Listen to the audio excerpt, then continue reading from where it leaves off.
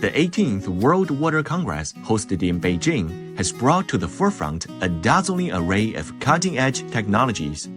Among these, the integration of a digital twin technology has greatly facilitated the operations of the Lانگدی Dam, a colossal water infrastructure project along China's Yellow River.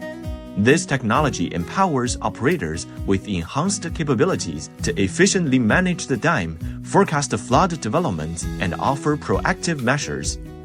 数字孪生就是在数字世界通过运用信息化手段再造一个与物理实体仿真运行的信息化系统。小浪底通过数字孪生的建设，可以指导我们小浪底调水调沙、防洪调度、工程安全等一些功能，辅助我们进行决策会商。小浪底是水利部首批试点之一，以后将会推广到全国应用。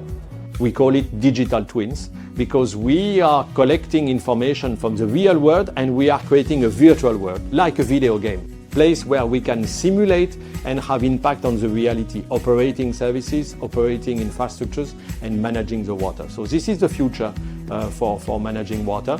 Digital twins are existing in the water sector, and this is how we can improve the things. The possibility to interconnect different resources at the national scale and even at the international scale in order to use properly the water resources we are facing. That's fascinating.